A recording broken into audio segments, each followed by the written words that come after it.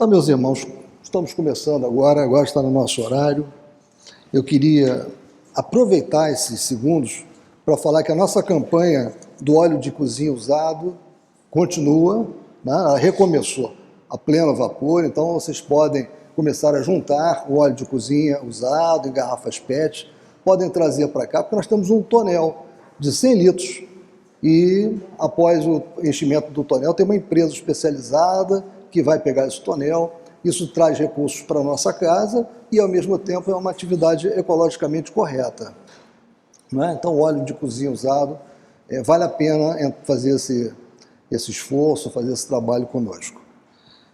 Bem, meus irmãos, então nós vamos fazer a leitura de uma página de preparo, né, para o nosso trabalho, pedindo a Deus, a Jesus, a Maria de Nazaré, que nos ampare, que nos sustente, que irmão Abel, que toda a equipe de espíritos pertencentes a essa luminosa comissão esteja conosco neste dia, que o trabalho seja profícuo e que a nossa psicosfera possa estar colaborando totalmente para esse trabalho. Então vamos fazer a leitura da nossa página de preparo, que ela foi retirada do livro Vinha de Luz, né? Psicografia de Francisco Cândido Xavier, mensagem ditada pelo Espírito Emmanuel. E abrindo a sua boca os ensinava. Mateus capítulo 5, versículo 2. O homem que se distancia da multidão raramente assume posição digna à frente dela. Em geral, quem recebe autoridade cogita de encastelar-se em zona superior. Quem alcança patrimônio financeiro elevado costuma esquecer os que lhe foram companheiros do princípio e traça linhas divisórias humilhantes para que os necessitados não o aborreçam. Quem aprimora a inteligência quase sempre abusa das paixões populares facilmente exploráveis. E a massa, na maioria das regiões do mundo, prossegue relegada a si própria. A política inferior converte-a em joguete de manobra comum. O comércio desleal nela procura o filão de lucros exorbitantes. O intelectualismo vaidoso envolve-a nas expansões do pedantismo que lhe é peculiar.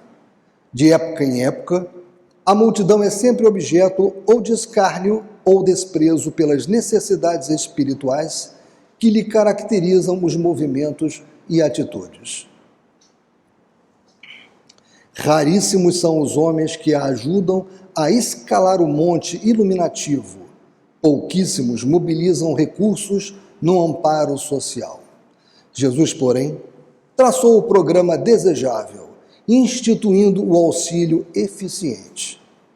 Observando que os filhos do povo se aproximavam dele, começou a ensinar-lhes o caminho reto, dando-nos a perceber que a obra educativa da multidão desafia os religiosos e cientistas de todos os tempos.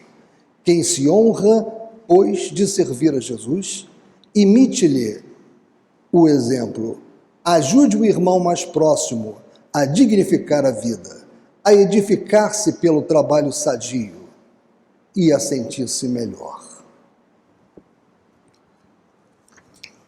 E, meus irmãos, com essa página, né, que muito nos toca, que muito tem a ver também com a temática de hoje, nós vamos fechar o capítulo 2, item 8, do Evangelho segundo o Espiritismo. Eu vou aproveitar para pedir ao nosso irmão Alcir que coloque aqui a imagem, para eu não ter que ficar virando de costas para vocês o tempo todo, como se estivesse com um torcicolo, olhando aqui para a tela.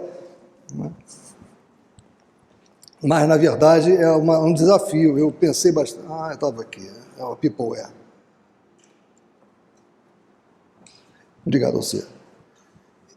É um desafio tratar desse tema depois de vários companheiros, vários colegas aqui da casa, inclusive a nossa irmã Gesilda, terem falar sobre a realeza de Jesus, né? Porque esse capítulo ele fala disso, né? Ele finaliza, ele na verdade é a mensagem de um espírito que, quando encarnado, teve uma realeza, mas uma realeza nossa aqui, essa realeza mundana. Esse espírito foi uma rainha. E é muito interessante analisar o que esse espírito nos traz, né, de consideração.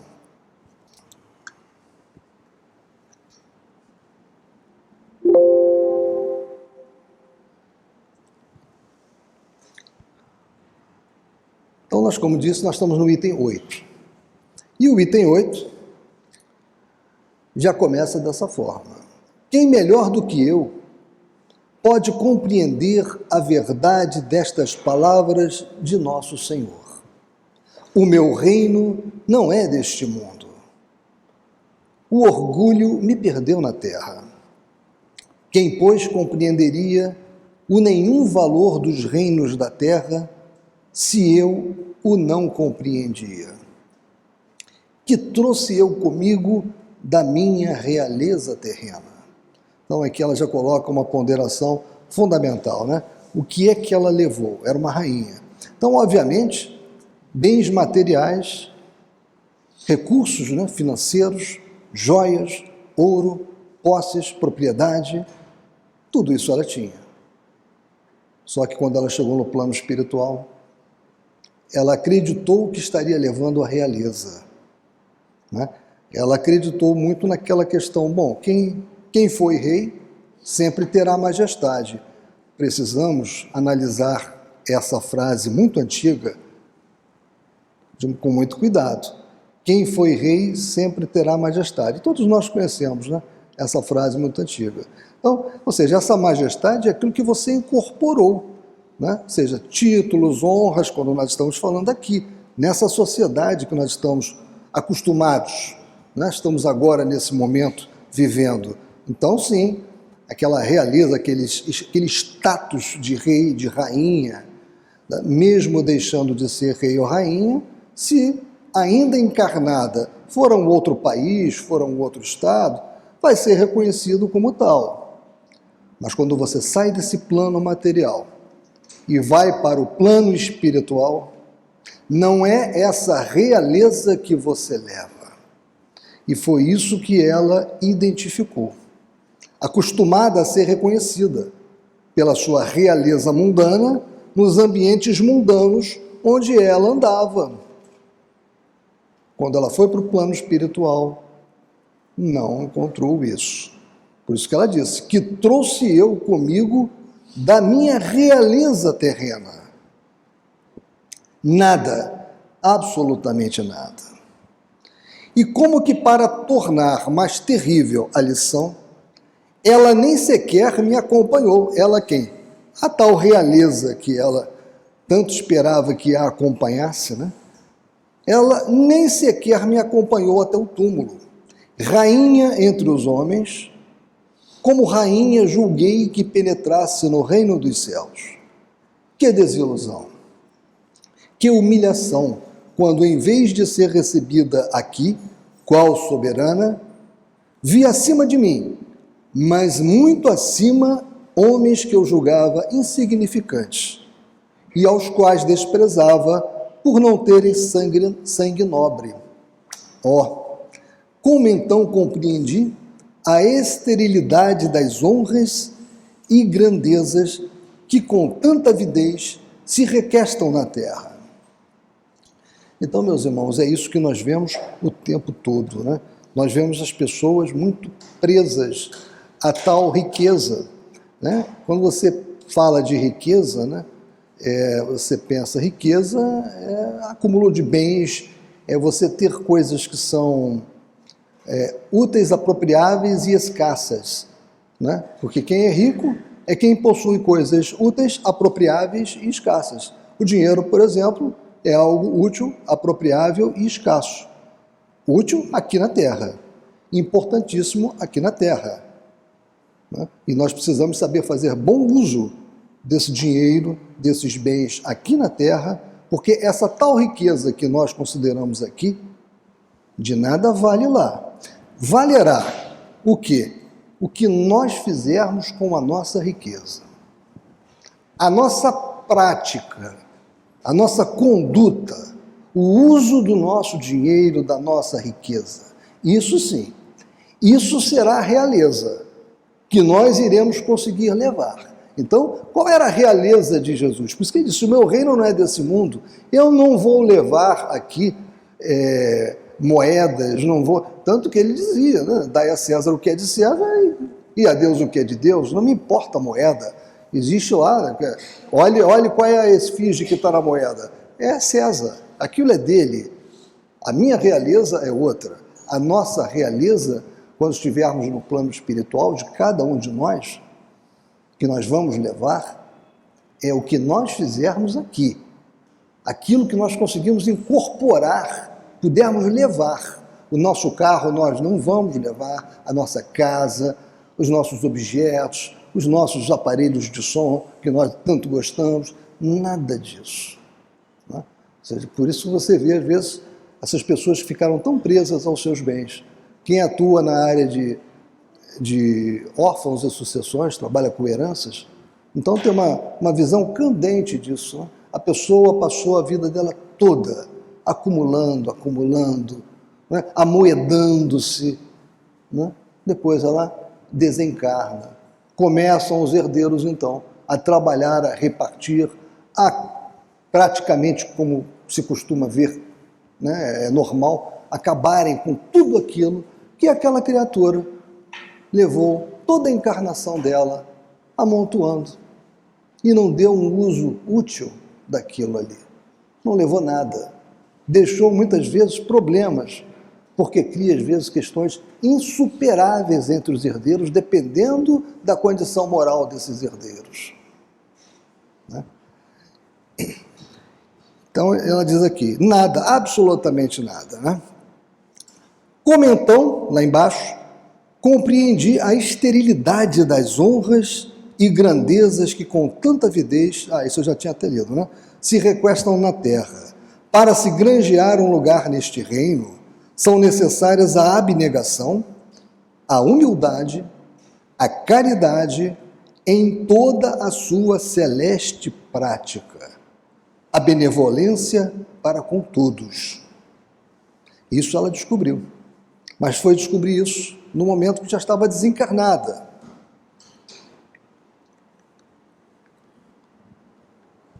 Continua ela, não se vos pergunta o que fostes, nem que posição ocupastes, mas que bem fizestes, quantas lágrimas enxugastes. Ó Jesus, tu o disseste, teu reino não é deste mundo, porque é preciso sofrer para chegar ao céu, de onde os degraus de um trono a ninguém aproximam. A ele só conduzem as veredas mais penosas da vida. Procurai-lhe, pois, o caminho através das urzes e dos espinhos, não por entre as flores. Sobre essa questão do bater a porta da espiritualidade, lá entrar e se decepcionar, eu sugiro a vocês, quem puder, ler o capítulo 3 dessa obra, Pontos e Pontos, obra psicografada por Francisco Cândido Xavier, do Espírito Irmão X, né? Que é Humberto de Campos, como a irmã Gisilda aqui falou. Eu vou ler para vocês porque é muito interessante. Quem quiser poderá encontrar essa obra na nossa biblioteca, Biblioteca de Analfo, com o nosso irmão Marcelo. Né? É até um bom momento, né, de vocês se associarem à nossa biblioteca. Né? Vocês vão ter direito a ler uma obra durante 15 dias por R$3. Estarão, né, lendo uma boa obra e estarão contribuindo também para os nossos trabalhos sociais. Né? É o uso do dinheiro também, de uma forma bem positiva. O que está dito aqui nesse capítulo? As portas celestes.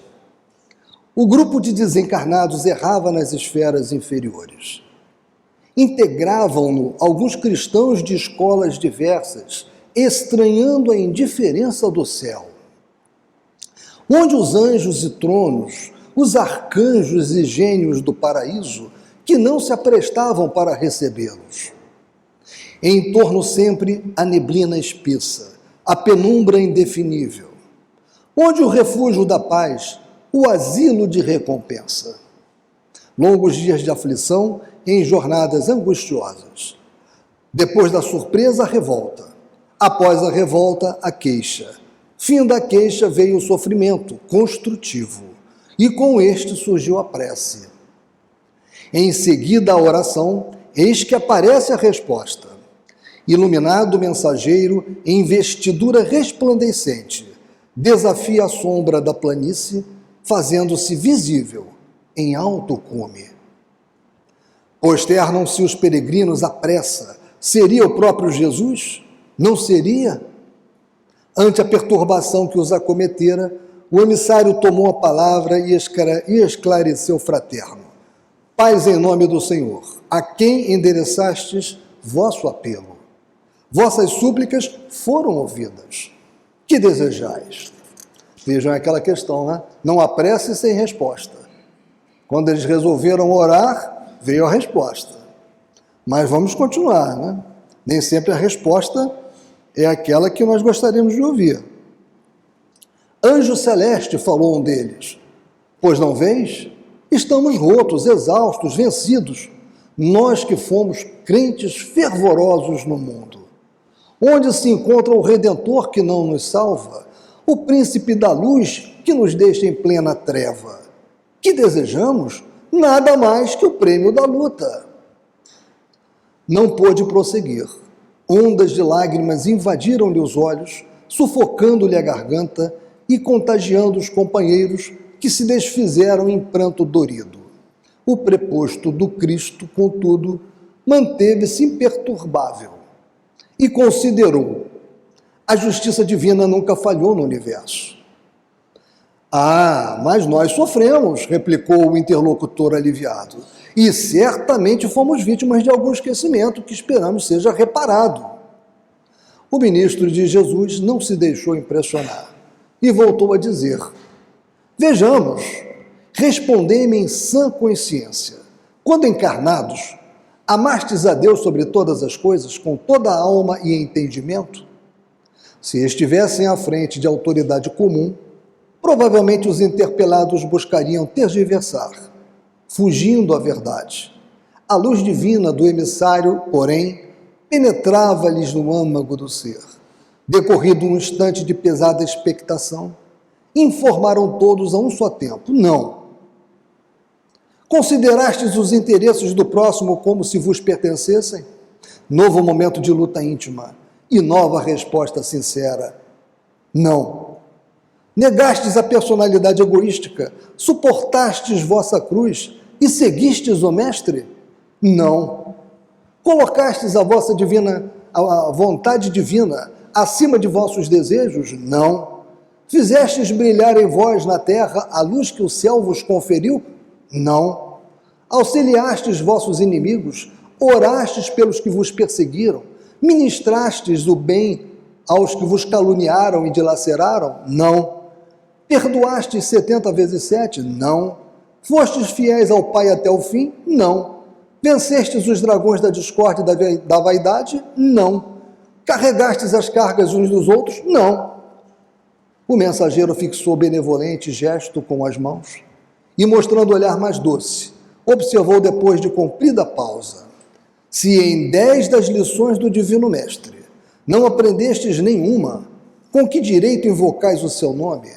Acreditais, porventura, que ele nos tem ensinado algo em vão? Os infortunados puseram-se a chorar, com mais força, e um deles objetou: que será de nós? Quem nos socorrerá? Se tínhamos crença verdadeira. Sim, tornou o representante do Cristo, não contesto. E agora observe. Entretanto, como interpretar o possuidor do bom livro que nunca lhe examinou as páginas? Como definir o aluno que gastou possibilidades e tempo da escola sem jamais aplicar as lições no terreno prático. Ó anjo bom, contudo nós já morremos na terra, acrescentou a voz triste do irmão desencarnado, entre a aflição e a amargura. O mensageiro, porém, rematou com serenidade. Diariamente, milhões de almas humanas abandonam a carne e tornam a ela, no aprendizado da verdadeira vida. Quem morre no mundo grosseiro perde apenas a forma efêmera.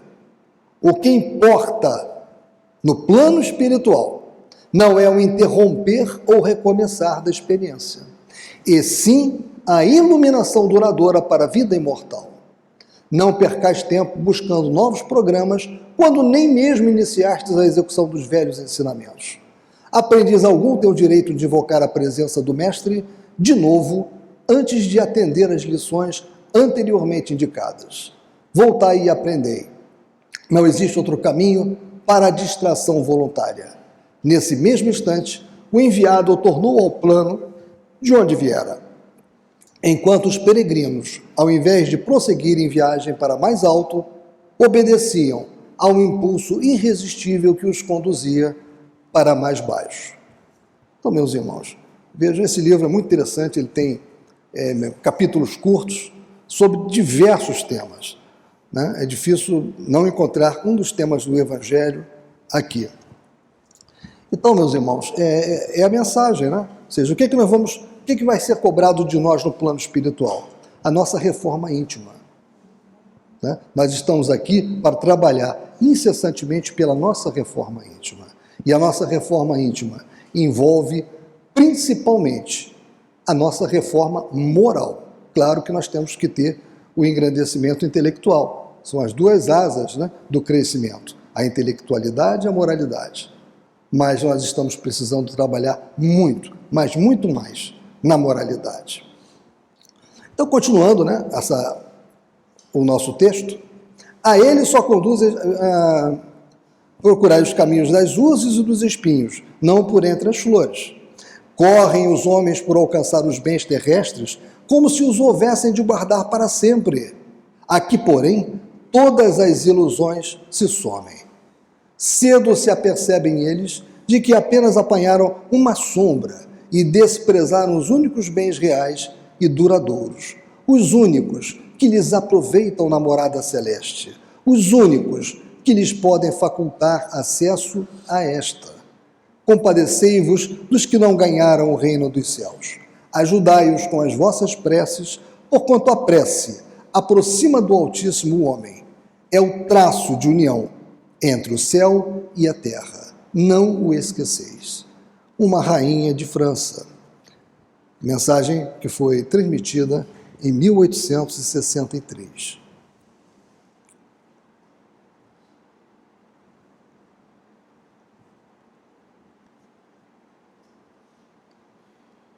Vou pedir ao nosso irmão Alcir para me ajudar para passarmos para a próxima tela.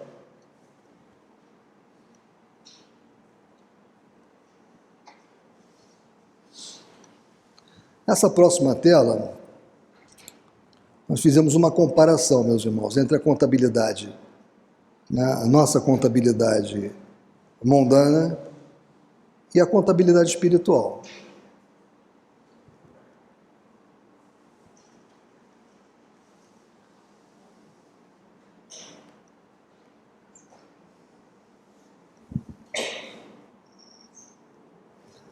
Está aqui, ó. Isso aqui é apenas para uma provocação, para nós pensarmos, né? No nosso mundo, no nosso dia a dia, né, como é que acontece a contabilidade, a avaliação do nosso patrimônio, né? As empresas fazem isso o tempo todo.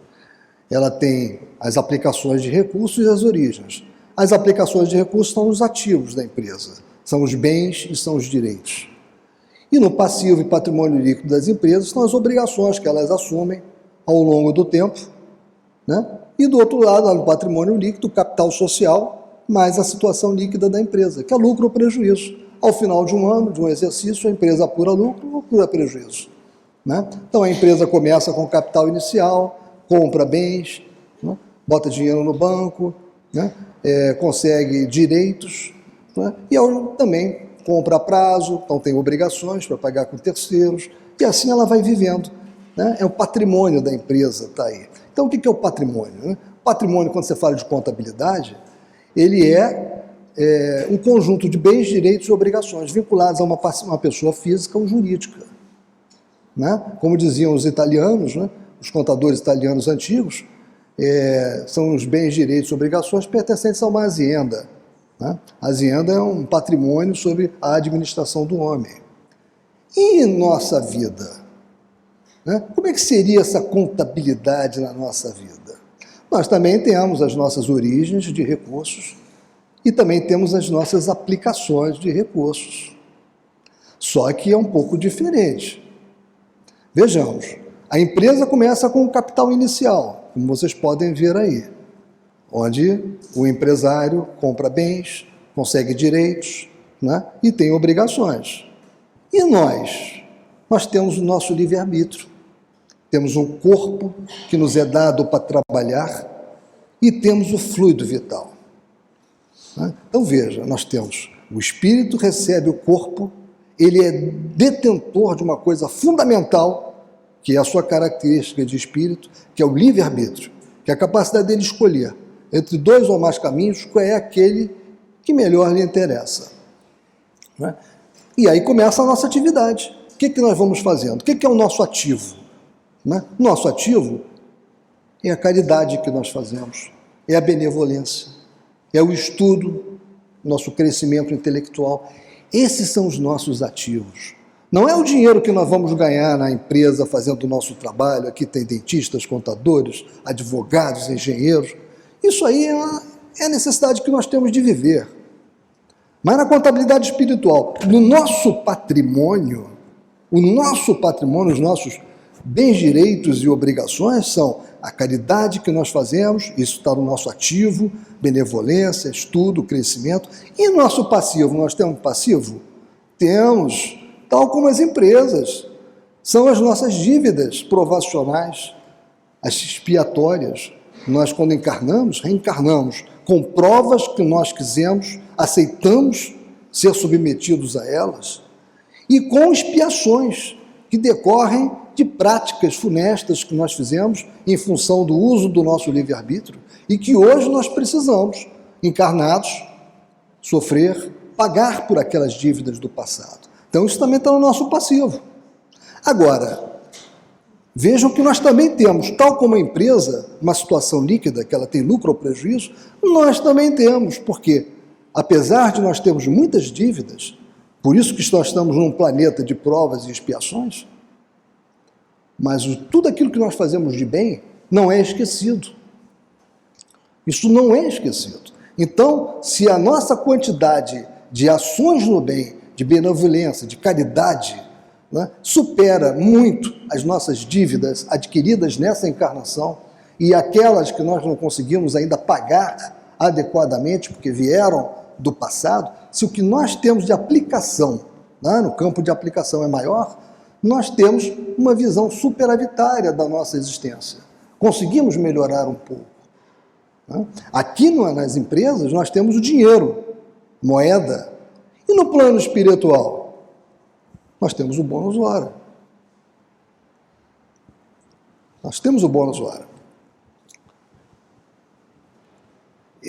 Nós lemos sobre o bônus hora, eu vou até passar um pouco mais, que eu ia, aliás, está até aqui, né? Eu esqueci eu acho que eu coloquei o bônus hora nesse próprio...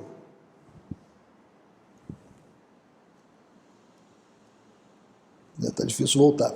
Mas eu fiz uma menção ao bônus hora, porque no nosso lar, no capítulo 20 ou 22, se não me falha a memória, nós vemos a alusão ao bônus hora. Como é importante a quantidade de horas que são empregadas no trabalho do bem. Tudo isso é contabilizado na colônia Nosso Lar. E lá não é uma colônia única, que é apenas assim lá. Não, ela representa aquele um modelo. Ela representa o que acontece nas diversas outras colônias espirituais. Então lá temos o bônus hora. Nós ganhamos pela prática, pelas horas dedicadas ao bem, horas dedicadas ao próximo. Eu trouxe para vocês também uma mensagem de Pascal. que está no Evangelho segundo o Espiritismo, mas em capítulo posterior, que é muito interessante. O homem só possui em plena propriedade aquilo que lhe é dado levar deste mundo. Do que encontra ao chegar e deixa ao partir, goza ele enquanto aqui permanece. Forçado, porém, que é a abandonar tudo isso, não tem das suas riquezas a posse real, mas simplesmente o usufruto. Que é então o que ele possui? Nada do que é de uso do corpo, tudo o que é de uso da alma, a inteligência, os conhecimentos, as qualidades morais. Isso sim, isso é dele. Isso o que ele traz e leva consigo, o que ninguém lhe pode arrebatar, o que lhe será de muito mais utilidade no outro mundo do que neste. Depende dele ser mais rico ao partir do que ao chegar, visto como, do que tiver adquirido em bem, resultará sua posição futura. Quando alguém vai a um país distante, constitui a sua bagagem de objetos utilizáveis nesse país. Não se preocupa com os que ali lhe seriam inúteis. Procedei do mesmo modo com relação à vida futura. Aprovisionai-vos de tudo o que de lá vos possais servir.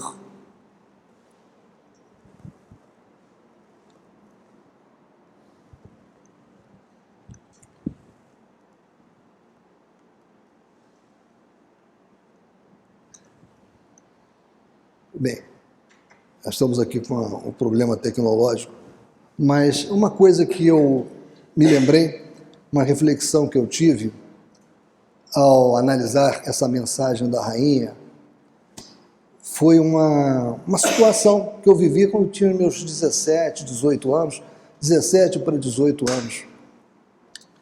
Eu, naquela época, estudava muito a vida dos homens de sucesso, né? E uma pessoa naquela época que tinha muito sucesso, era muito famoso, era o Aristóteles Onassis, um famoso armador grego. E ele, naquela época, ele era tão rico que alguns até diziam que era inquantificável a fortuna dele. É um pouco de exagero. Mas que ele foi, durante muitos anos, o homem mais rico do mundo, isso foi. E acompanhando a vida dele, acompanhava também a vida de outras pessoas, gostava também de acompanhar a vida de alguns políticos, né? E de John Kennedy, por exemplo. E quando a esposa, a viúva de John Kennedy casou com ele, eu acompanhei mais ainda, a miúde. Quando eu tinha meus 17 anos, isso era uma coisa que me interessava, né? Aí veio uma doença.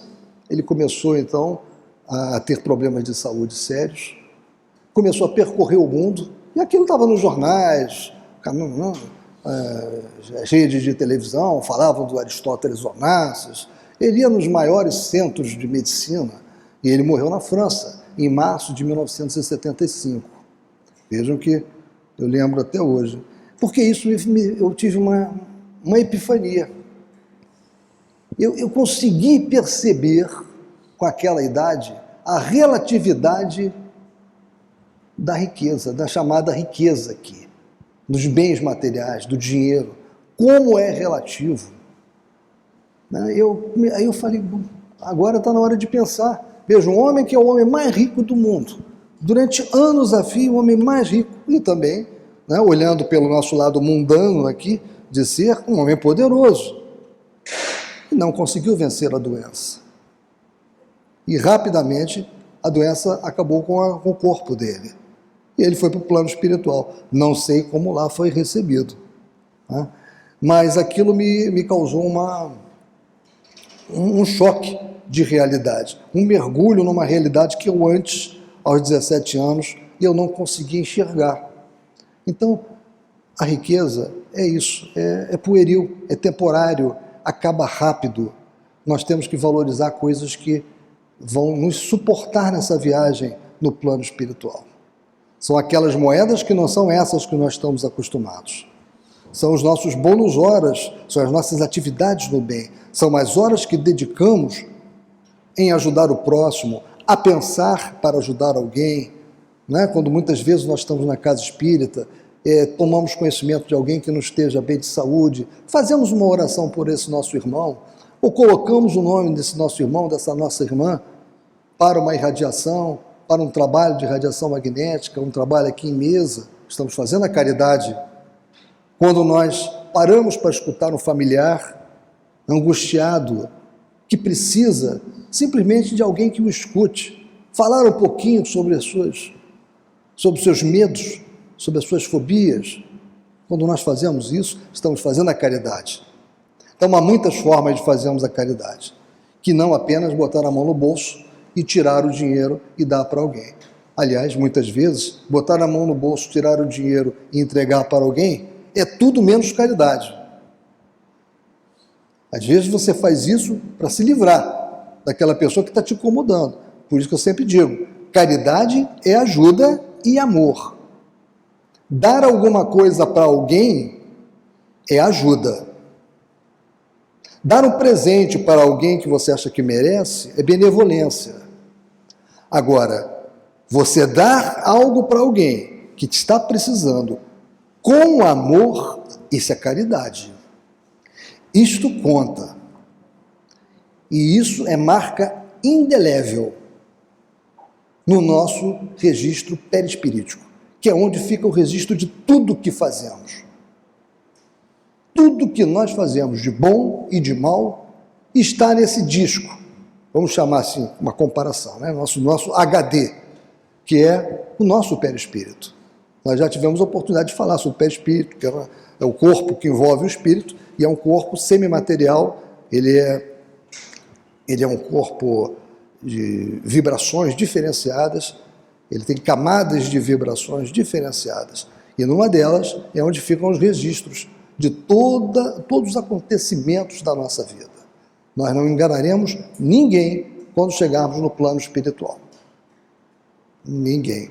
Então essa mensagem da rainha, que foi dada em 1863, ela é atualíssima, porque ela nos alerta. O que nós estamos fazendo com o nosso tempo, o que nós estamos fazendo com o dinheiro que temos, o que nós estamos fazendo com as possibilidades que nos chegam de trabalho no bem.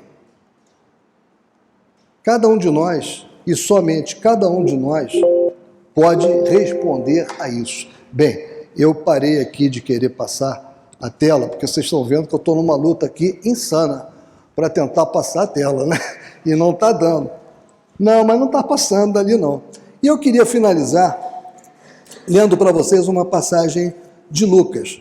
Eu queria tirar de Vinha de Luz, né, que está muito melhor trabalhado, até porque, né, Emmanuel é Emmanuel. Né? Mas eu queria ler para vocês Lucas, capítulo 12, versículo 15 e em diante.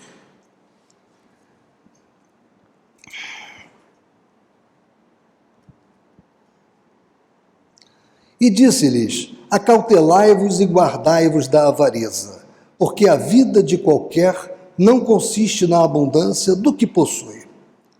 E propôs-lhe uma parábola. Jesus propôs uma parábola, dizendo: a herdade de um homem rico tinha produzido com abundância. Ou seja, uma fazenda, né, de um homem rico tinha produzido com abundância. E ele arrazoava consigo mesmo, dizendo: que farei?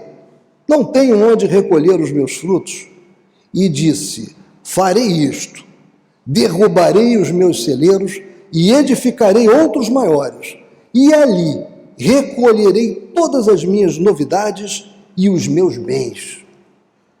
E direi à minha alma: alma, tens em depósito muitos bens para muitos anos.